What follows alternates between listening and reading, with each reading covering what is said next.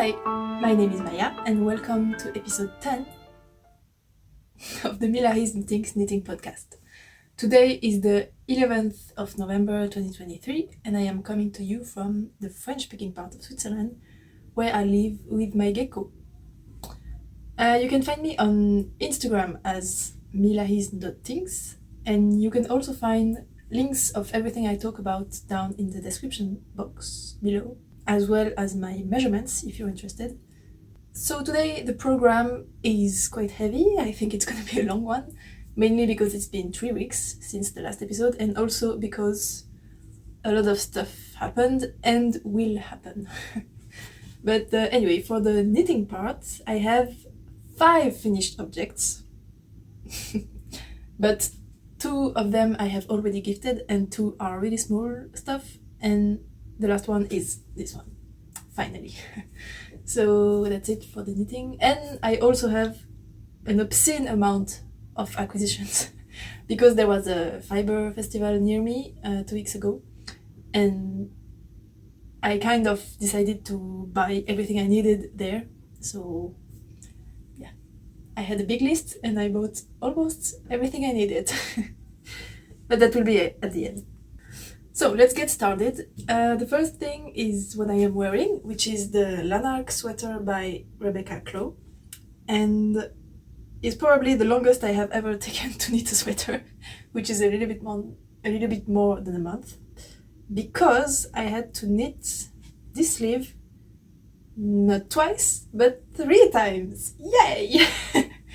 Yeah, it was mainly my fault. And in the end, it's a little bit too small. Yeah, but anyway, I will explain that later. First, I knit size 2 on 3.5mm needles, which is the size recommended in the pattern. My gauge is correct. And I used a little bit more than 6 skeins of Woolberry Fiber Company's Natural Decay base, which is a nosebow wash yarn, in the colorway Shake Your Tail Feathers, which was a pre-order from this summer or spring, I don't know. And I only have this much left of the 6 skeins, and I said a little bit more than 6 skeins because each 100-gram skein is actually 110, which means I used a little bit more than 600. I used like 645 grams, but I still used less than 6 skeins, so there's that. Yeah, so that's for the yarn. I'm super happy with it. It's super soft, really warm, and bouncy, and everything you would want for a sweater like that. Really squishy and everything, but the sweater is too small. Anyway, the reason for that, it's not too small everywhere. It's too small at the shoulder and arm area because apparently my shoulders and arms are huge compared to my bust size. So I always have the problem of if I pick a size on my full bust, it's too small here. And if I pick a size based on my shoulders, it's way too big on the body. So I decided to take an in-between measurement, which is my upper bust, which is bigger than my full bust. So that's what I took to decide to knit size 2 on this sweater, because usually, otherwise I think I would have picked size 1, but I chose size 2. And the pattern was advertised as being adapted for men, because a lot of testers knit their sample for men, and there were project pictures with the brother of the designer, which is Rebecca, so her brother, and the fit looked absolutely great on him. She only said in the pattern you maybe need to make the armhole deeper and have bigger arms, but that's the only modification apart from lengthening the body. So I thought it should be okay for me because I have broader shoulders like a man do and bigger arms like a man do, and it's still too small. And I'm really annoyed. It's not exactly the fault of the pattern because it's graded for the average human body, but I am not average human body. I am like size 3 or 4 there and size 1 or 2 here, so it's just difficult for me to get a good fit for a sweater. Anyway, let me explain what happened. First, so I knit the collar first, everything was fine. Then I knit the back panel a little bit longer because that's the thing I like to do. I prefer when the seam on the shoulder is a little bit more to the front, because the shoulder is a little bit more to the front here. So this worked great. The seam is at the middle and I like it. So I did knit my back longer but not the front, which meant I do have bigger armholes, so that's okay for the modification I was supposed to do for broader shoulders. And then the first time I knit a sleeve, I have a picture here. I knit the whole sleeve using the whole skein, so I really went to the end of the skein, and it was absolutely too big, like there was no chance on earth this would be fitting. And when I counted my pickup stitches, I thought I was 15 stitches off, but I said 20 in the podcast, but it was 15, I thought. I'll get back to that later.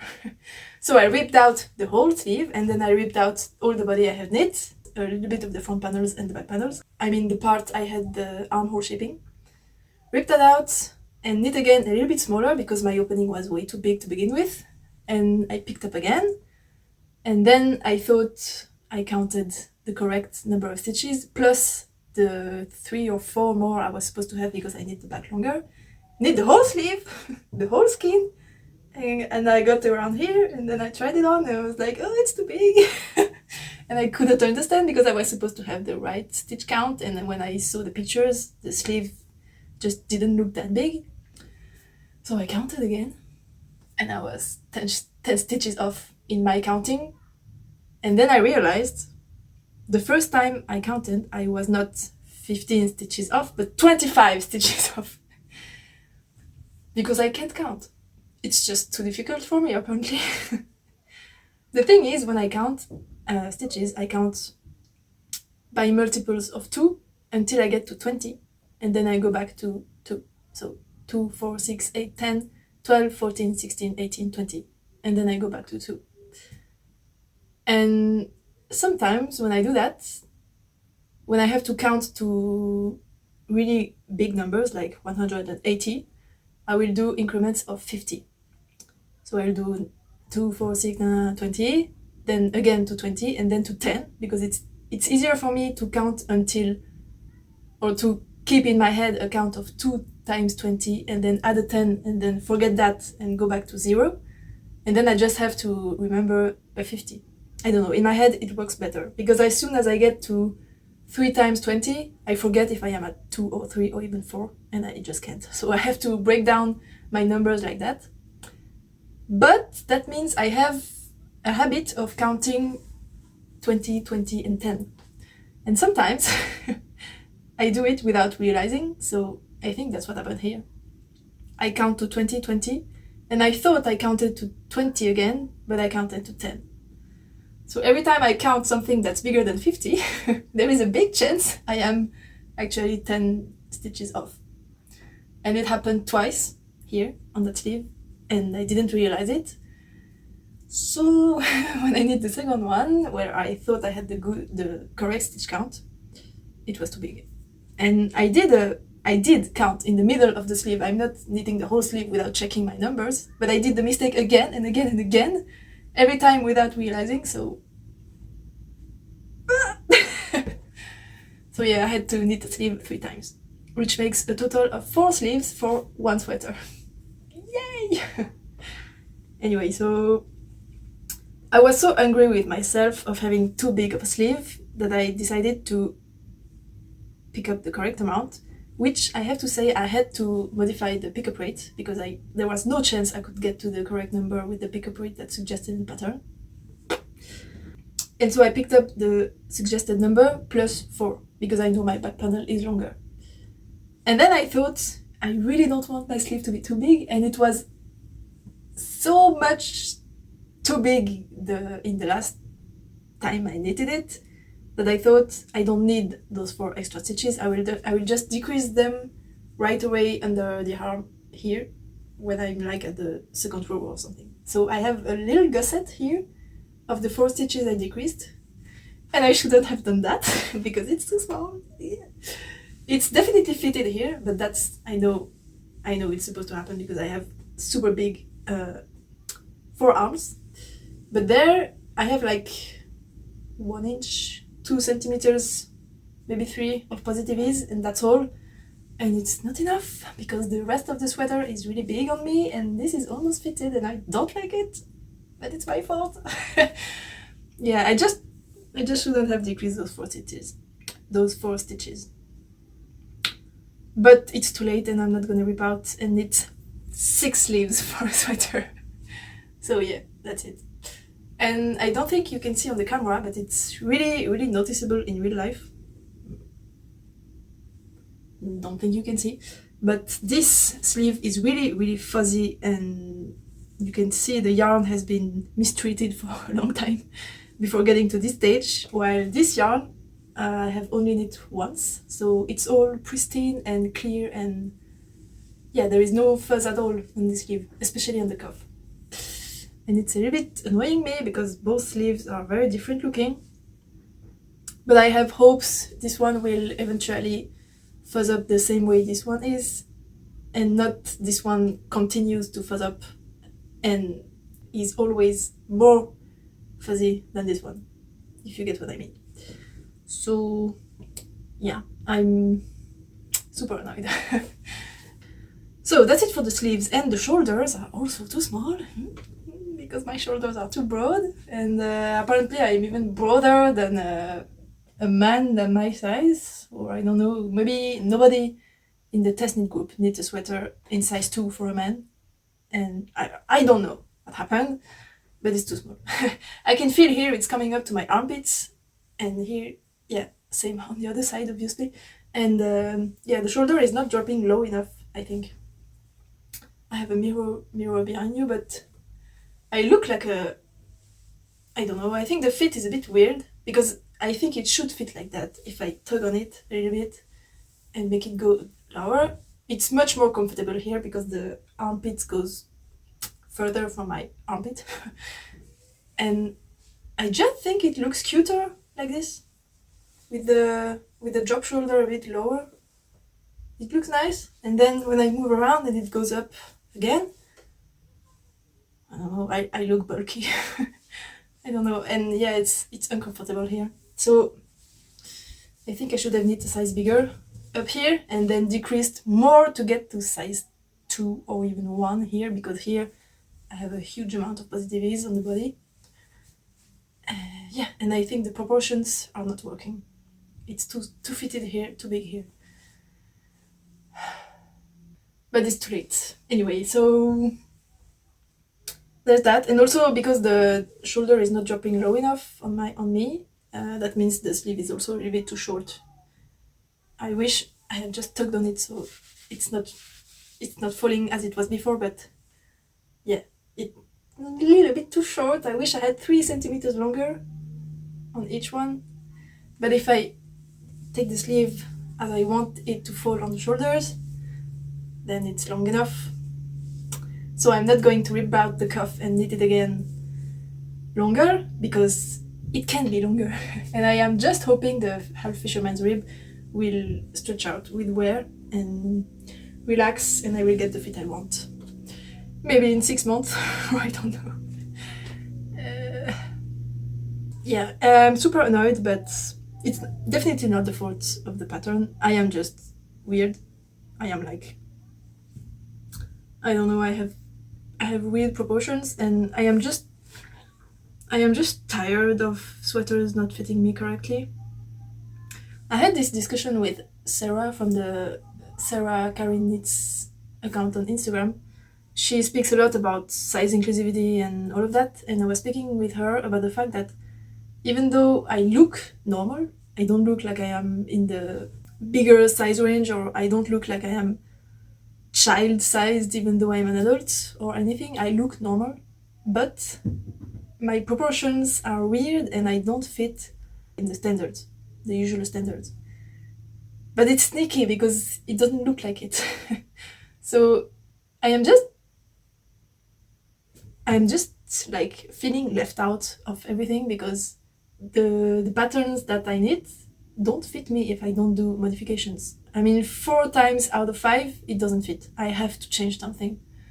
And I'm not talking about little things like I am a little bit picky and I am uncomfortable and I have sensitivity issues or whatever. I'm just speaking about basic sleeves are too small and shoulders are too small and it just doesn't fit. And yeah, it's sneaky because it's not as if I was really fat or really, really skinny. I am pretty normal, I guess, but I still don't belong in the standard. So I just wish I could knit a sweater and don't have to think about anything, don't have to think about modification or fit issue or whatever, and just knit until the end and have something that fits. I wish it was possible. Anyway, the thing I wanted to say is that when you are in the bigger size range or the smaller, it's easy to say, oh, my bust size is not in your pattern, this is not size inclusive. But when it's not a problem like that, when it's more like you have size 1 here and size 4 here, I am not included in your pattern, but you cannot ask a designer to grade for someone like that because you're just weird, okay? I am not asking anyone to do that. But then the result is the same. I cannot knit a pattern to fit me without having to make huge modifications, which means I have to have a lot of knowledge and just experience in the knitting world to be able to modify something to fit me. But I don't have a choice because patterns for me don't exist. That's it. Yeah, that's my talk about size inclusivity. Patterns are not inclusive for bodies like mine, but I can't do anything about it. I just have to live with it. And yeah, I'm not asking for a change. I am just stating that, yeah, I'm not sad, but I'm not disappointed, but I'm just feeling left out. And that's it. So that was the sad talk of today. Let's go to the next finished object. So I told you I have 4 other finished objects, and 2 of them I have here. The first one is a very cute bow. I knit for my boyfriend, and I knit also, it's all crimpled up. I'm sorry, I didn't have time to wash it again, but it's a Augustins number 22 by Anne-Sophie Veiling, which is Augustins DK on Instagram. And yeah, it's kind of my favorite pattern from her. I have knit maybe 6 of them, and this one and this is self-drafted, by the way. This is knit with the Rerum Natura's Antigone base, which is 100% linen, and the colorway is Jardin. And it's so cute. It's such a pretty green, I like it so much. So I have knit both of them with that on 3.5mm needles. This one I knit to pattern, except I changed the way to do the bind off. Instead of doing a 3 needle bind off, I did a crochet bind off, which is exactly the same, but it's just easier to execute. And I did that for both sides, which meant for the second side, if you have knit the pattern, you know what I mean. For the second bind off, I didn't have to pick up the stitches on both sides and then do a 2 needle bind off. I just did it with crochet, and it was just easier. So there's that, and I put an elastic on the back, and I put this like that in my hair. I didn't have a ponytail at that moment, but yeah, I just really, really like it. And to be matchy with my boyfriend, I also knit a bow for him that he could put. This is a bra strap, a spare bra strap I had laying around, and I did that for him so that he could wear it with his suit. And I didn't even say the reason why I did that. It's because we had a wedding last week, and the theme of the wedding was a touch of green or a hint of green. So I obviously didn't want to buy a green dress for that, and also the theme was a touch. So I thought having matching bow ties for both of us would be really cute. So that's what I did. And it was really cute. I don't think I have a picture. If I have, I will put it somewhere, but I don't think I do, because we don't have the pictures from the wedding yet.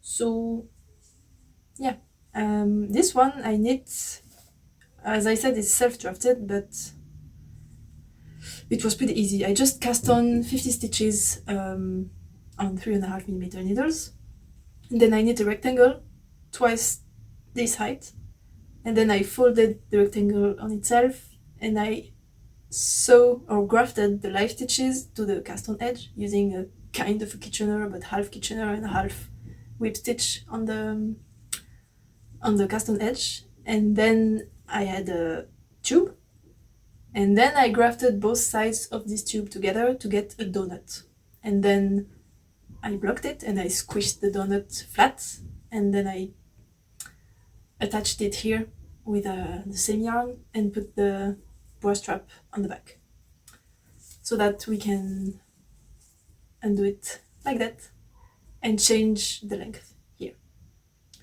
So yeah, and I had to pin the corners of the bow to his neck, because otherwise it was just flopping to the front like this, and it wasn't really pretty. But when it was attached, it looked really great. So I'm really happy with that, and it's definitely not recommended to knit with linen. I mean, it's not recommended, it's just recommended to knit with yarn and mohair, but it works really, really well. So if you're interested, you should try. It's really, really cute. And then my last two finished objects, I don't have anymore because I gifted them for the wedding to the, how do you call them? The couple that got married. So I only have the leftovers, and what I did was knit kitchen towels, which is of course not very romantic, but it's hand knitted and it's really useful in everyday life, and I think for a wedding you should get useful items and money. So we gave both of that. So these are the leftovers, and I used, this is Lang Yarns, the name of the fiber is Tissa. It's 100% cotton, and I used 100 grams of each color to make each towel, plus, no, wait, I'm getting mixed up. I used 50 grams of each color, I have 4, and I used 2 colors per towel. And a little bit of white leftover cotton I had, which I held double because it was thinner. So what happened is, I first bought the 2 greens, because it was the theme of the the wedding, because, yeah, sorry, in French it's mariage, so of the wedding. And I wanted to make monochrome towels with just a white stripe. So I bought one of each, because I had never used that fiber, and I thought it would be enough to get a big enough towel. And I quickly realized it wouldn't be. So I went back to the store, which is just a big store from my town, and this one was out of stock, and I have an amazing picture of the shelf where the only color missing was this one, and it was full when I was there 3 days earlier, so I was so annoyed. So I had to decide whether I would make one towel be monochrome and the other one have 2 colors and the white, and I didn't want that, so I had to choose 2 contrasting colors for each. So I went with a mustard to go with the dark green, and a beige to go with the green, the sage green. And I have a picture of the finished towels, and they do look great. Actually, they are really pretty, but I still think it would be better in monochrome. But anyway, I did have to do a poll on Instagram saying that story, and then asking people what I should do, because I just couldn't decide on the patterning with the white and the extra skin I had, because yeah, I was just stuck on my idea of monochrome with 1 stripe, and this idea comes from the Simple Stripe Washcloth or something by Parcel, by the way. And yeah, I couldn't find something that would be as cute if I used 2 colors, so yeah, I had to ask on Instagram for people's advice, and yeah, I followed what the vote was. So, and in the end, it's really pretty. I'm really happy with it. But yeah, it was a bit complicated to do because I had to do those in a week, even less, because 10 days before the wedding, my boyfriend came to me and he said, "Oh my god, I completely forgot we had to do gifts for the wedding. I'm so dumb, I should have asked you to knit something, but I should have asked earlier." So he didn't ask me to do something. He said he was sorry, he should have thought earlier, like 2 months before, because we knew since April the wedding would take place. Yeah, so he just said, "I'm dumb, I should have thought to ask you to knit something." And then I said, "But we have 10 days left, no? I have time. I can make it." And I didn't have knit those at the time. So I had those 2 bows and the 2 gifts to knit in 10 days. I did it. So kudos to myself. But yeah, I first knit the 2 bows. It took me like just the weekend. It was really quick to do. And I bought the cotton on Saturday and I cast on the next day. And I finished the first towel on Wednesday night. I had already cast on the second one, and then I finished the second one on Thursday night. Friday night. I blocked them, and when we had to leave for my boyfriend's place, because the wedding was taking place much closer to his place, so I had to pack the wet towels. I just rolled them in a burrito in my suitcase with my dress and my shoes and everything. And then when I arrived at his place, I unrolled them and put them in the bathroom, hoping they would be dry by the next day. But it was thick cotton, so yeah, it was really close from not being dry, but it was just barely dry when I had to pack them up. So it was fine in the end, but yeah. It was a little bit stressful, but I did it. It was fine. And yeah, the result was really cute, and it just confirms that it's a really great gift to knit, and I will probably make more, but maybe not a week before I have to gift them. And I'm saying that I'm pretty sure next time it will be like Christmas, and 2 days before I will be like, "Oh, I will gift a towel to my parents," and then start knitting one just a few hours before. That's it for the finished objects. Let's go into my only whip for now, which is a vanilla sock. Pretty easy one. And this is actually a gift for my boyfriend. He probably doesn't watch this episode, so it should be fine. But yeah, it's a sock. And it looks huge. Like, this looks like a sleeve. I could totally fit my arm in there. But it's not. It's a sock. Yeah. Yeah, it's just a simple vanilla sock, and I am using a self-striping yarn from the brand is the yarn dyer is Le Bruit des Aiguilles, which is a French-based dyer, and the colorway name is Hal. I don't know what it means. I'm guessing it's the title of a film or a reference to a film, but I don't know which one. And I am using a coordinating mini, which is just black. It's called Noir. Yeah, and that's my yarn. And the reason it's huge is because my boyfriend, he doesn't have big feet, but he has the same problem as me, which is that we have small feet, small ankles, but a ginormous heel. Like, it really looks like we have a tennis ball instead of the heel. It's just a big ball or sphere coming out of our foot. It's pretty weird, but I don't know. We both have this problem, which means if I knit a sock, I have to for myself, because I have never knit a sock for him, but for myself, I have to do a huge gusset for the heel, and I cannot really decrease that gusset completely for the ankle, because otherwise I just cannot fit my heel through the leg part, because it would be too snug. So that means for him, I thought it would be the same problem as me, which means I have to knit a huge leg for the heel to stick into it, and the big heel, and then do decreases for the foot. So that's why it's that huge.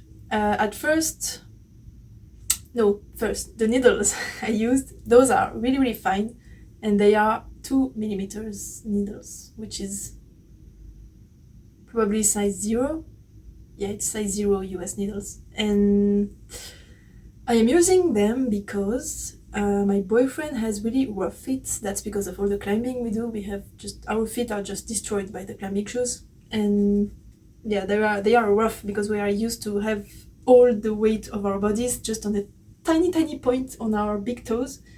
So yeah, rough feet. And the first time he saw me knitting socks for myself, he saw them and they were self-strapping socks, and he was like, "They are so cute, I want the same." And I said, "No, you have rough feet, you are probably going to wear them out." That's how you say it. Yeah, wear holes in them in like 2 weeks, and I don't want to spend 10 hours knitting socks for you if you wear holes in them. And he was so sad.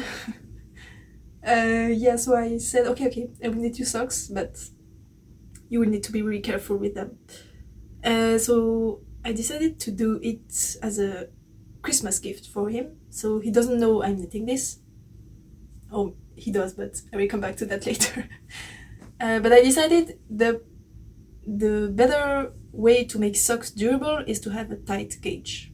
So that's why I switched from my usual 2.25mm needles from 2 to get a tighter gauge. And I'm using 75% superwash nylon, no, superwash merino, 25% nylon base for that. The problem is the mini from this dyer was only available in 25% merino, 15% nylon. So it's weird because the place that will get the most rubbed on, which is the heel and the toes, will be in a weaker yarn. But I think I will knit the toe with this with the self-striping, and I just have the heel in this yarn. And worst case happen, I can, if he gets a hole in there, I can just take out the heel and knit another one. So it's fine, it's okay. So I just decided to knit on smaller needles, which means I had to have a bigger stitch count. So I decided to first try with 72 stitches, so I cast on, did the ribbing, and knit a little bit on the sock. And then I thought, I want this to be a gift. I don't want him to know I am knitting him socks, because you can kind of tell how much people like surprises based on how much they want to do surprises to you. And last time he wanted to make a gift for me, which was for my birthday. He tried really hard to not tell me what he was getting me, but he was afraid I wouldn't like it. So I think for 2 weeks he was like, "Oh, I'm not sure you will like my gift, but I don't want to tell you what it is. I want it to be a surprise, but I'm not sure you will like it. I don't know what to do." And I was like, "Just tell me, I don't care for gifts." But I could see it was important for him. So I know for him, he really likes surprises. So I tried to make it so that he wouldn't notice I was knitting his socks, but I wanted to try them on him. So I had this little bit of a sock, and then he was watching TV or whatever, and I came to him, and then I put a huge pillow on his belly, and then I sat at his feet, and I took his feet, and I said, "Don't move." And I took my part of the sock, and I tried to put it on his feet, but he's very, very ticklish. So he started kicking around because he couldn't stand me touching his feet like that. And yeah, it was a bit dangerous because I had those needles in. But yeah, he finally stopped moving, and I managed to put the sock on his foot. But it was really, really tight. I could barely pass over the heel. For me it would be okay because I know how to be careful with knitted socks. But for him, I didn't want him to be so careful with his socks that he would be afraid to put them on, and yeah, it would be a bad experience for him. So I decided I would rip everything out and cast on again with 80 stitches. Because I thought that's what he would need the leg to be, for it to be easy to put on and not be stressed about it. That was difficult to say. So that's why I have a huge leg. And when I finished until about here, I wanted to try again. And the first time I tried the sock on him, he was like, "Are you knitting socks for me?" And I said, "No." no, I'm just knitting socks and I'm wondering if they can fit you, and if they don't, they are for me. And he said, okay. But then 2 days later, I came back and tried the sock again on him. And he was like, they are for me, aren't they? And I couldn't really hide it anymore, so I said, yes, they are for you, but please don't look at the yarn. So yeah, he was so happy. It was so cute. He was really, really happy about it. And I think the next day, we went climbing together and we had to take the bus to go home. And the only thing I had to knit on was this sock. And I wanted to knit. It was like a 30 minutes drive, so really a long time to knit. But he was sitting next to me and I said, can I knit on my sock? And you look at the window for 30 minutes, please. And he was like, yes, okay, I can do that. So we spent the whole bus ride with him looking like that at the window and me knitting next to him, trying to hide from him so that he wouldn't see the colors. So yeah, I think it's just cute. Those socks will have a really cute story. And next time, if I know those fit well, I can do a real surprise. But just for the first ones, yeah, it's impossible to make it a surprise for him if I cannot try them on. But now I have tried them since I finished the heel, and it fits great. And as I thought, this part just after the heel is fitting great, but when I tried to put the sock on from the toes, this circumference, which is the same as the one after the heel because I didn't do any cassette, is way too big on the toes. So I will have to do gentle decreases along the foot so that I get probably 8 less stitches when I get to the toe. Something like that, I think. And then the fit will be perfect. Because on my own socks, I do decreases right after the heel, or actually before, because usually I need toe up, but anyway. And then the sock has a tendency to slip to the front because the circumference right after the heel needs to be bigger for me, and I should knit decreases slowly along the foot as I am doing here, because otherwise I get this problem of the sock is just slipping to the front because it gets too tight. So yeah, as I said, I usually knit my socks toe up, not because I like it, because I don't like it, but because I am always playing yarn chicken in some way with my yarn, and so to be sure I can have matching socks, or I can finish the second sock with the yarn I have left, I knit them toe up.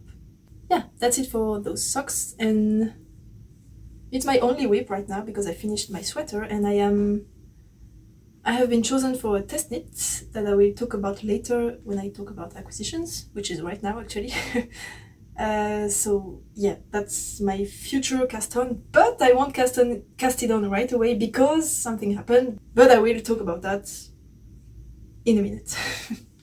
So for my Aquisitions, I have a big bag here, but it's a paper bag and it's gonna be noisy, so I'll just take all the yarn out and put it on the table and talk about it after I'm done being noisy.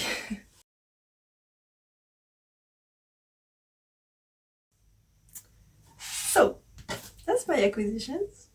You can see everything, and there should be more, but it got stolen. But I will talk about that at the end. Anyway, so first, what can I begin with? Yeah, as I said, there was a yarn festival that took place 2 or 3 weeks ago. And it was the first yarn festival of the French-speaking part of Switzerland, which is called La Romandie. In Switzerland, we speak 4 languages. First one is Swiss German, which is not the same as German. Second one is French, which is the same as French. And third one is Italian. And last one is Romansh, which is called, I don't even know how you say it in English, Romansh or something. But this is talked by only like 2% of the population in Switzerland, so it's just like a dialect or something. And it's funny because it's a mix of the other 3 languages. So it's really cool that actually that it still exists. But yeah, people that speak Romansh usually also speak another one of the languages. Anyway, so that was the first festival that took place in the French-speaking part of Switzerland, which was really great because I have only been to one other festival which took place in the Swiss German speaking part of Switzerland. So I had to speak English because I don't speak Swiss German, nor German actually. And yeah, it was my first experience of a knitting festival where I could speak French, or where I could speak about knitting in French for the first time, because when I am filming, I'm talking in English, which is actually not that comfortable for me. I like right now I have trouble doing sentences, and it's just a little bit unpleasant. But I could speak French for the first time at that festival. I was alone, but it was just so easygoing, so nice, so pleasant, so relaxing. I could just speak my natural language without thinking about the words I am choosing, and yeah, it was just great. I was just happy to be there. I have a little bit of footage I will put up somewhere, and it was small, as is Switzerland, and as is even more the French-speaking part of Switzerland. It took place in maybe 45 minutes train ride from where I live, and it was divided in 2 floors. There was the top floor in a big room that you can see in the video, and the same room on the lower floor. And it was kind of big for the first edition of that festival in such a small place. I mean, small region in a small pool of people that you wanted to come visit. But there were a lot of people. Like, I really didn't think it would be that crowded, especially since it was the first edition, but apparently people needed that. We needed that in the French-speaking part, and so it was really a success. And it's funny because that took place maybe 1 week after Rhinebeck, not Rhinebeck, but the Woolen Folk Festival, which you probably heard about, and it was terrible, to say the least. So it was interesting to see a very well organized event taking place 1 week after this one, and just being able to compare. What I would like to say is that it was absolutely not accessible for people with mobility issues, I think you say, because there were stairs everywhere, and the building was on top of not a hill, but a road that was very steep, and there was no elevator either, so absolutely not accessible. So I just want to point that out. But also something happened, which was pretty cute.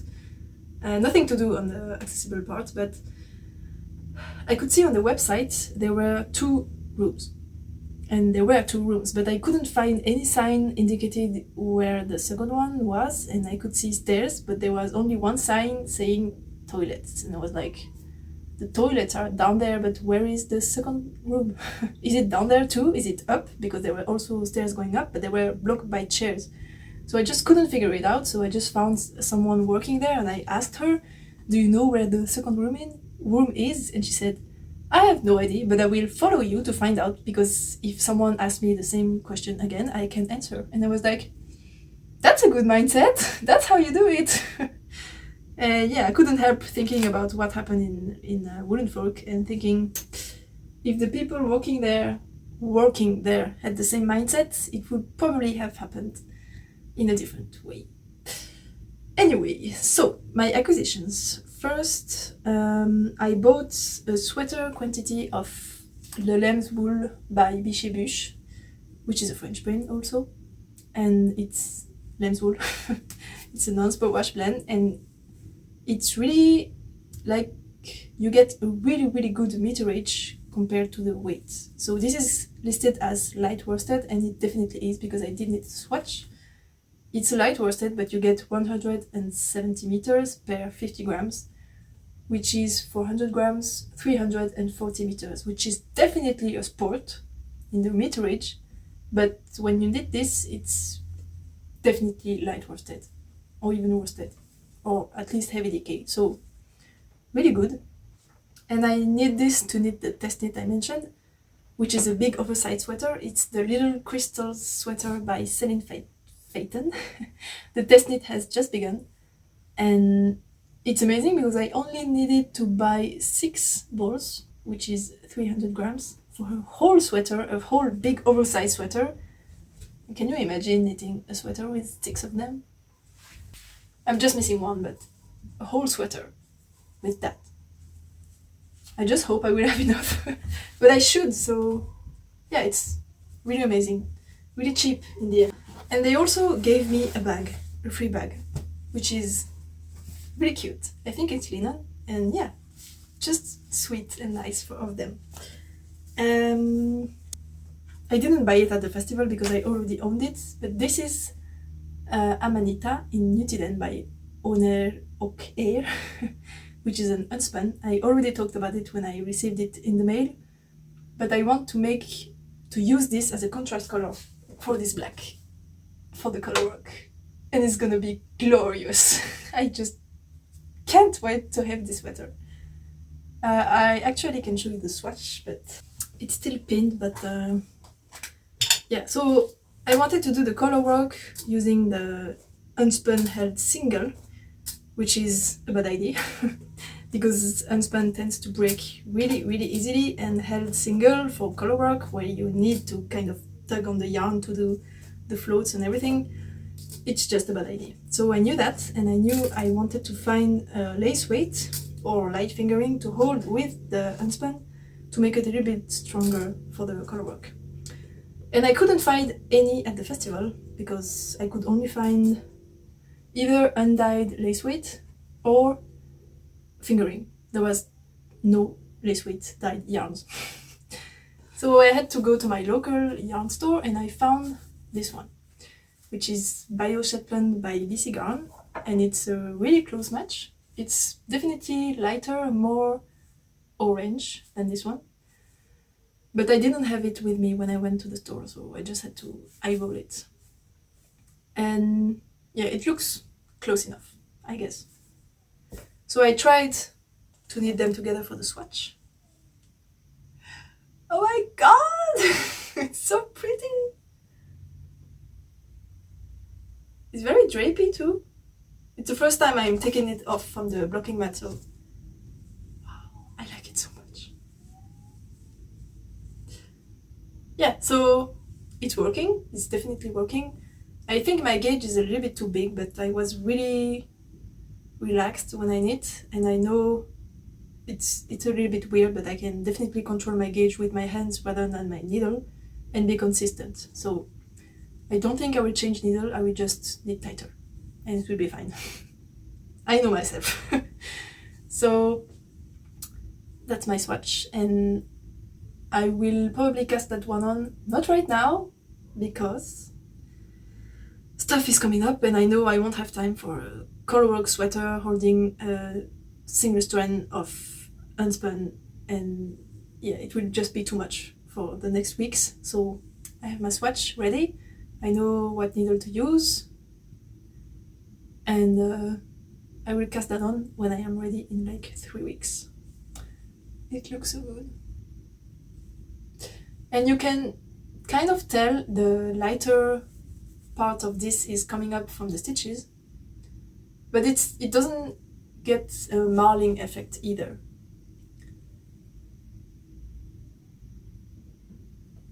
It's not the neatest job I have made, but I'm glad I did such a big swatch because I learned a lot. Obviously this is knit flat, so the yoke part of the sweater is colorwork knit flat, but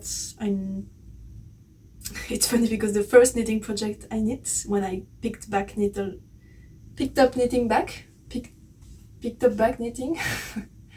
when I re-picked up knitting 3 years ago, my first knitting project was flat colorwork. I can see them right here actually, I will show them to you. This is gonna be a really long episode. So those are my first ever knitting projects from when I picked knitting back up before COVID. Because I had learned to knit when I was a teenager and I only did like squares and scarves, and I didn't like it, so I stopped and didn't touch it again for 15 years. And when I tried again 3 years ago, the first thing I did was flat colorwork. Yay! Those are seamed. You can see a pretty ugly seam at the back here. So that's why they are knit flat. And oh, there's a cocoon or something. It's alive! I will watch this later. Yeah, so I did that as my first project because I didn't knew flat colorwork was supposed to be difficult. So you don't know what you don't know, and I just did it, and it wasn't that bad. I mean, I had to learn how to do cast on, I had to learn how to purl, I had to learn how to knit, and I had to learn how to join a new yarn. I remember it was so confusing. I was like, how do you join a new color? Do I just change color? But what do I do with the old one? I was so lost. But I did it, and it wasn't that difficult. And I never wear them because they are too heavy and they just slip off my hair. So yeah, I just have all that yarn laying around. It was a kit from We Are Knitters, by the way. Yeah, so I knew flat colorwork wouldn't be so hard for me. So I decided to make it even harder by using an unspun yarn. And I have to say, it's not the most pleasant knitting experience I have tried. Holding the light fingering with it definitely helps, but yeah, I'm glad it's just a yoke. So I had to find a few different tricks to make it work, so that's why my swatch is not exactly the neatest, but I know how to make it neat from now on. So I'm glad I did that swatch. Anyways, this is way too long of an episode, so let's go to the next acquisition, which is... Oh, it's for the swim sweater. Same sweater.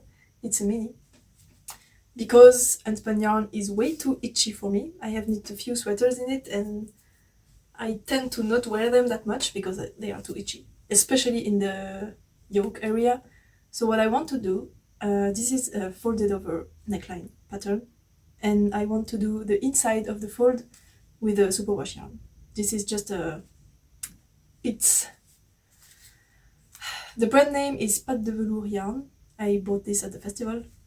The base is Catnap Twist. It's 80% superwash merino, 20% nylon, and the colorway is Bigarro. And it's red. Coordinating red with this one. So that I can hold this double or even triple and knit the inside of the fold over collar so that where it touches my neck, it's soft. And I think the lamb's wool is also a little bit too itchy for me. Oh, yes it is. So the fact that I have the folded collar means that I can just have a t-shirt underneath and be okay, and I don't need to have a turtleneck to be able to wear the sweater. So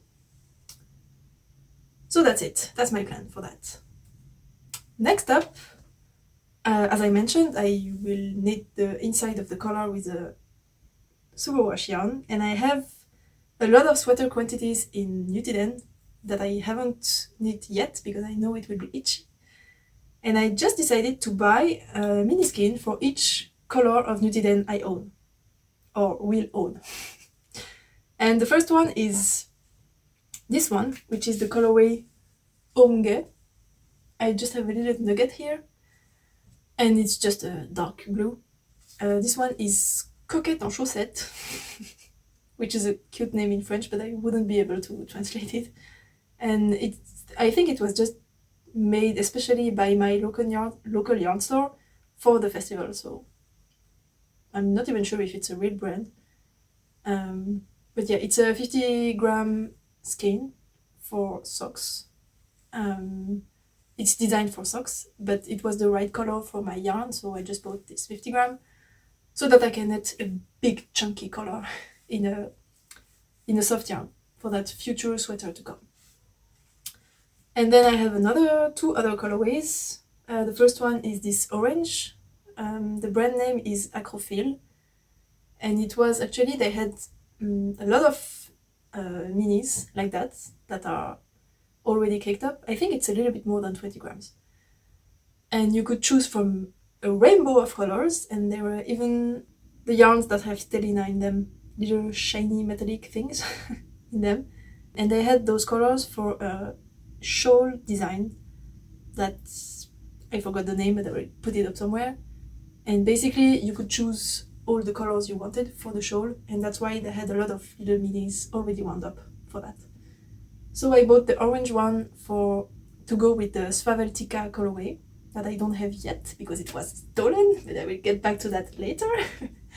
And I have this one, which is dark purple, to go with Mörker 2022, which was the Christmas colorway or the holiday colorway from last year. It's a little bit too light compared to the real one, but it's the closest match I could find, and I knew I wouldn't find anything better outside from the festival, so I just went with it.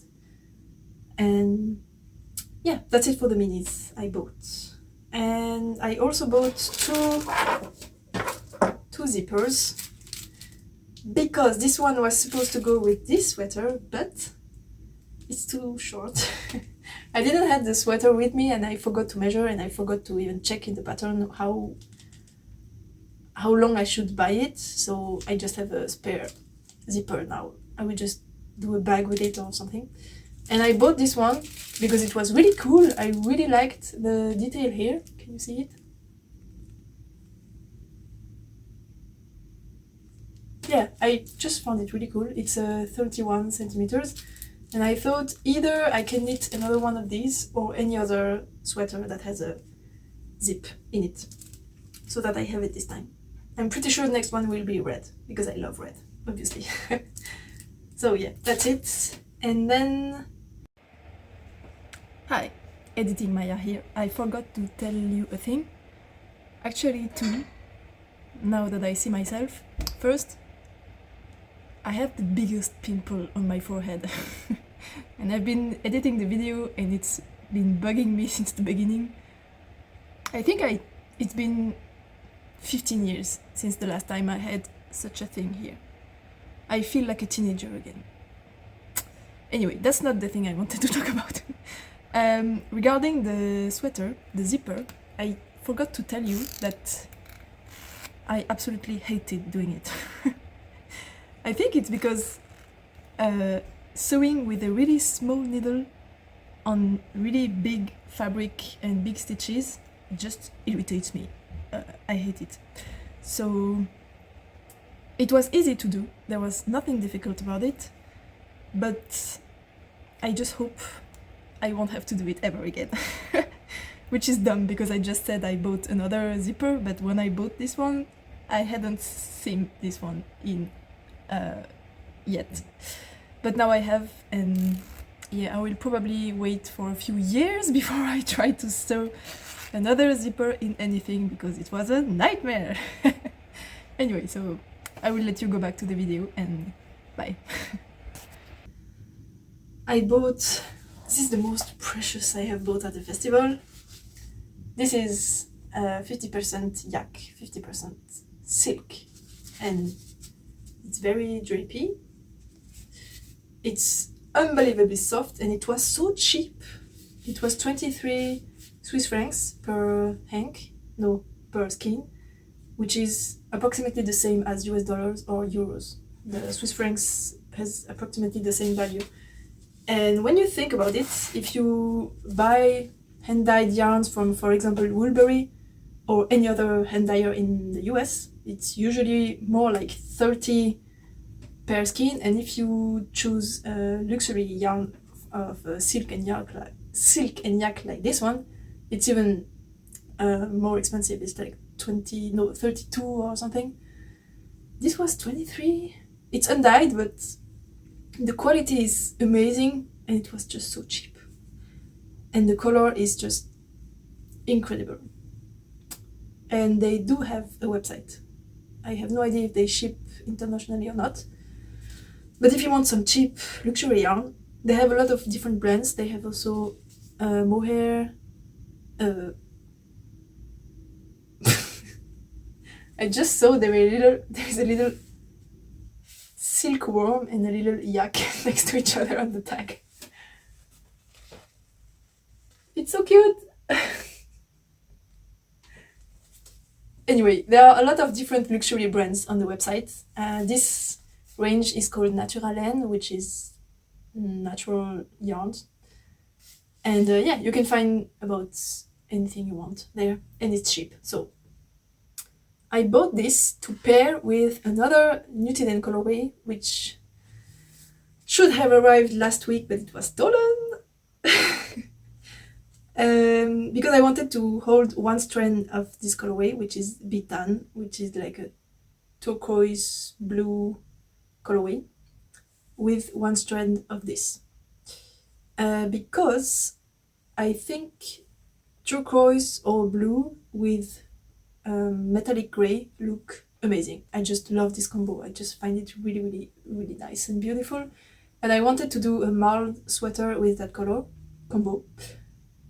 So I had to choose a yarn at the festival without having the yarn. I only had a small sample in my last order, and the sample was so small I could only knit like 6 rows of this swatch. The rest of the yarn here is spolia. I don't know how you say it, but it's a lighter blue, and then this is a little bit more intense blue, and this is the bitan colorway.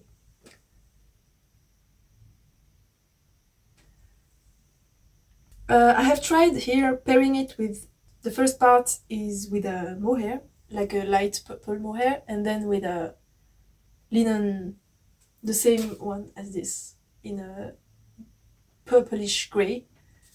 And then I changed with a bitan, with the same yarns, but then I ran out. So I couldn't really try very far. But what I got out from this experiment is that it looks nice when it's marled. So I went at the festival and I was holding my little swatch with me and trying out some yarns and trying to see if it would marl well. And next to those yarns, there was a sample that was knit using this in stockinette, and next to it was, like, it was a colorwork same thing, but with blocks of color. And there was a light blue that was very similar to bitan. And the two of them next to each other made this look really cold, but when you look at it, like when it's alone, it looks like a beige. And I was staring at the shawl, looking at the color, and I was like, this is the same. I couldn't believe it. I was like, but this skin is warm toned and the sample is cold because it's next to blue, and I couldn't understand. And then the lady from the shop came to me and she said, it's amazing, isn't it? This yarn goes either cold or warm depending on what you hold it with. And I was like, this is exactly what I want. So that's what decided me to get this yarn. Yeah, that's it. So last thing I bought, I didn't buy this at the festival, but at another local yarn shop of mine. And I bought this. Oh. I just love this yarn. This is the Rerum Natura again, and it's the base. I think you say Gilliatt. I would say Gilliatt, but I think in French you say Gilliatt. Gilliatt. Whatever. It's 100% wool, merino wool, not superwash. It's super squishy and amazing. And I bought this because I will be using like 1 plate of this in the colorwork sweater, and I have 4 other plates that I can knit a sweater with, holding it double. But the collar will still be too itchy for me, and I don't have enough in that mini skein to do 2 colors. And I want to do a turtleneck. So I decided to do the turtleneck with this yarn, held double, and do the rest of the sweater in the unspun held double too. And the pattern I want to make is the Doppio sweater, which just came out 2 days ago, which is an amazing raglan sweater because it has a true compound raglan. The back and the front are shaped differently, and it just features everything I think a raglan needs. I have been studying raglan fitting for a while now, and I have made a list of differences I need for it to fit me correctly. I mean, if you take a base of 4 straight raglan lines on a sweater with just short rows on the neck, this doesn't fit me at all, like at all. And I have made a list of the modifications I need, and almost all of them are in that pattern sweater. So I have very high hopes. This can maybe be one I can knit and have it fit me correctly. Almost, because I'm pretty sure I will need to add a little bit more to the shoulders so that they fit me correctly, but we will see. And I want to knit that sweater, but add a huge turtleneck to it for it to look like the totally tubular turtleneck by Park Williams. Because that one, I am 100% sure it won't fit, because I can see in the pattern, it's just the, how do you say, the basic raglan. So it's straight, same for the front and the back, and I don't want that. But I like the style of the long sleeve, cropped silhouette, and turtleneck, so I will take those pictures and put them in the doppio sweater pattern and hope for the best. We will see. So this is the easy knit I will cast on today. And it will probably be really quick because it's a bulky weight, because it's Nutiden held double. And I will probably be done in 2 weeks. But we shall see, because stuff is happening and I still haven't talked about it, but I will. But first, I want to talk about the yarn that was stolen. This episode is going to be 2 hours.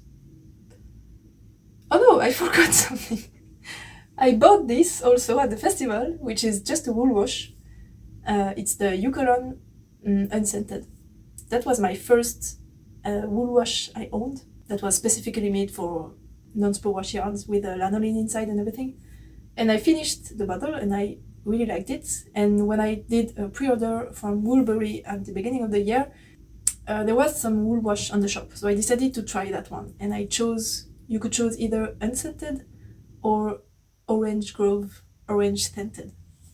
I bought it and the smell of orange is so strong. Like, I'm kind of sensitive to smells, and this one, that's too much. Like, the smell is amazing, but it's too much. And I'm not even putting a lot of soap when I wash things. It's like I have made 4 washes with this, and it's only this empty. So yeah, I don't put that much, but... And I say washes, I'm talking about machine washes. So I take a cap, I fill it, and I throw that in the machine, and then start the cycle. So I'm washing like 5 or 6 sweaters at a time. So really, I don't put too much. But the scent is... yeah, I can't. It's amazing, I love it, but it's just too strong. So I bought this. It's very unusual for me to own 2 things that have a similar purpose, but I had to because it's too strong. I will still use it for washing machine cycles because it rinses a little bit better and the smell is a little less strong than if I do a hand wash. But yeah, I bought this. And Woolberry washes are amazing and they smell great, but if you're too sensitive, nope. So that was it. So for the stolen parcel, I ordered some yarn from Nutiden. I ordered the orange, the Swaveltica, the blue, Bitan, and a grey. It's a trap, I think. It's the middle grey one. And I have set up a ban for deliveries of packets that are too big to fit into the mailbox. I don't know how it is for you, but in Switzerland we have mailboxes, so it's divided in 2 parts. The top part is for letters, so it's really thin, and under that one, the top one is closed with a key, and under that one you have a bigger box that's like 3 times bigger that you can open with it just has a door, like it's like a cupboard, and it's usually that deep and that wide, and the height is like this, so it can hold a lot of small packages but not bigger orders. If you have bigger orders, usually it's either, if you have a letterbox that's inside your building, like behind a door that has a code to close it, the postman can left it just under your box on the floor. And since the door can be closed with a code, usually it's okay, it's safe like this. But in my building, everything gets stolen because the code of the door hasn't changed for maybe 20 years, I don't know. And the door doesn't close at all sometimes, like maybe 5 times out of 6. The door just doesn't close, it just, the thing doesn't lock inside. So anyone can just go in. So it's very easy to just follow the post delivery guy and go inside the buildings after him and just take everything he leaves. It's so easy, and that's what happens every time. So I set up a ban for deliveries of packets that don't fit inside the box, because if it's inside the box, it's okay. The people that steal the packages don't seem to open the boxes, but if they see something that's on the ground or everywhere else, they will just take it. I will show you a picture of how my last order of Nutiden was delivered. So I have set up this ban. So the postman is not supposed to deliver something that doesn't fit inside the box.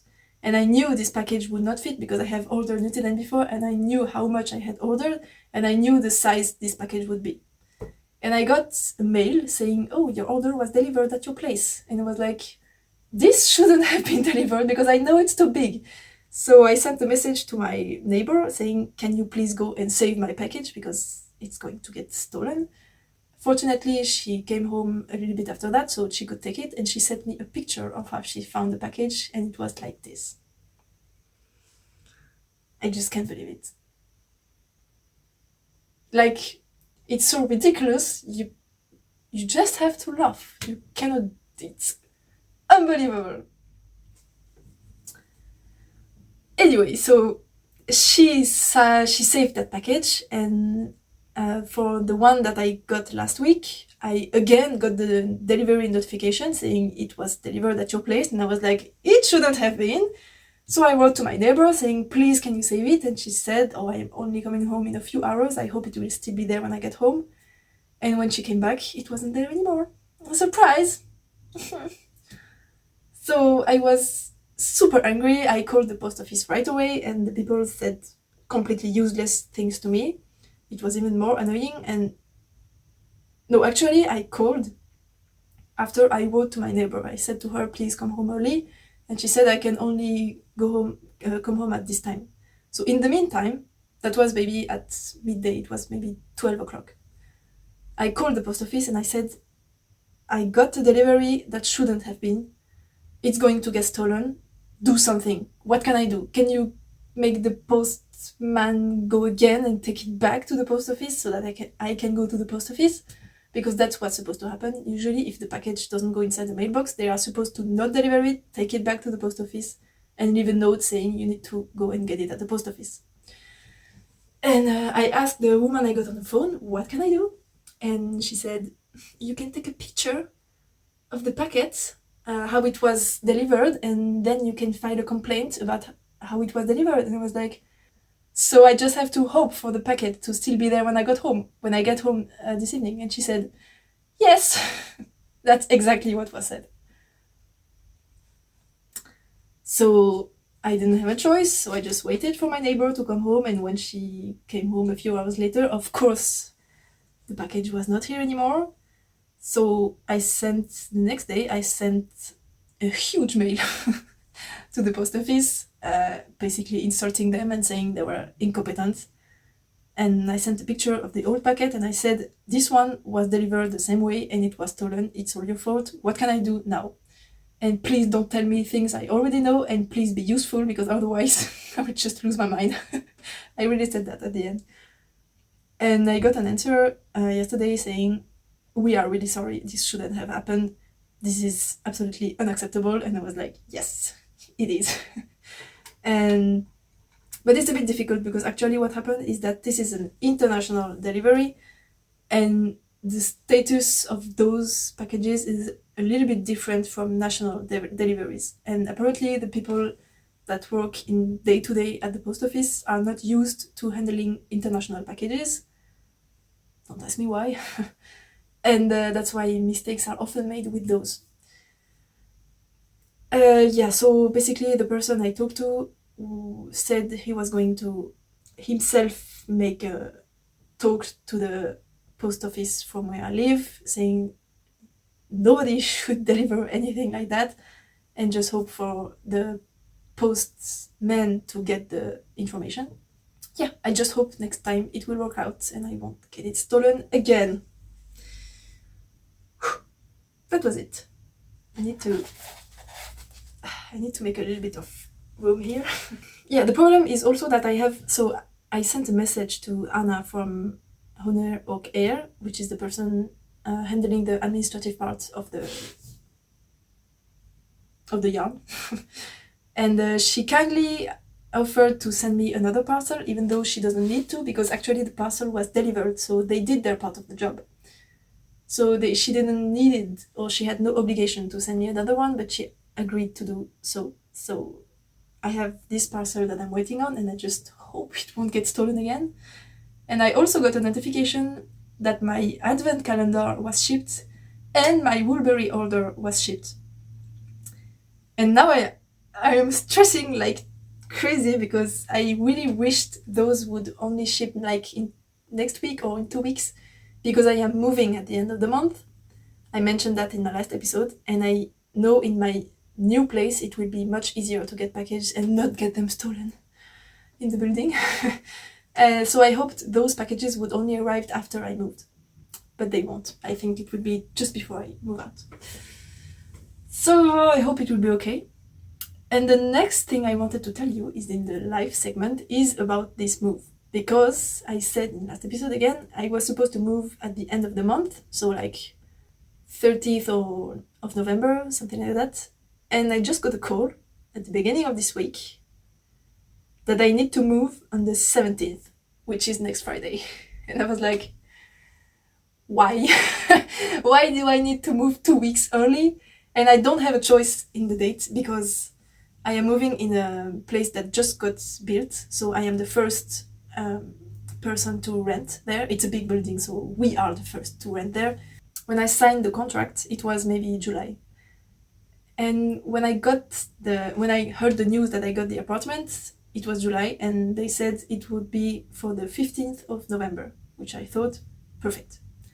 And then just before I got the contract, I got a call saying they are a little bit late in the construction and they need to push back the entry date to the 1st of December.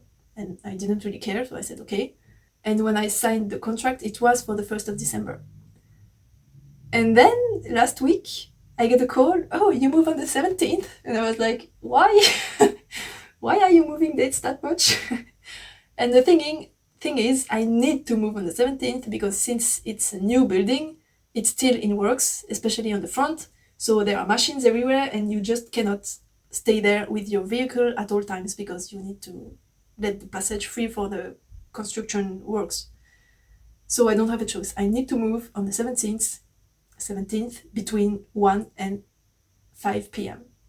I have 4 hours to get all my stuff there. So yeah, it's gonna be complicated. It will be fine, but yeah, it's stressing me out like crazy. And as I said before, a move in itself is already very stressful, so that's why I started packing a long time ago, like a month and a half ago. And I thought I had a whole month in front of me to finish packing, but actually no, I have 1 week. So I need to finish everything this weekend because it's the last weekend I spend here. And I wasn't planning on that, so yeah, that's why, as I said, I need an easy knit, and I will cast on just a simple stockinette sweater now with bulky yarn and not a flat colorwork with unspun yarn, hence single. So I think I have talked about everything. This episode it is way too long. Yeah. So I will now edit this as fast as I can and finish my boxes as fast as I can. I'm prepared to spend a nightmare of a last week here. But it's only a week. The upside of all of this is that at least it will be over sooner. And when we get to December, I will have moved. Everything will be put away and all the boxes will be opened and finished and everything. And I will get to enjoy the holiday season at my new place. I have my advent calendar coming and I can just be cozy with my knits without having to move in the middle of that. So I'm glad. I try to see the good side of things and yeah, that's it. I need to move on now. So thanks for listening to me for this long, if you made it this far. I will now go back to my boxes and happy knitting to you if you have some knitting time. Otherwise, you can do it. You are strong. You can do everything. That's it. Bye.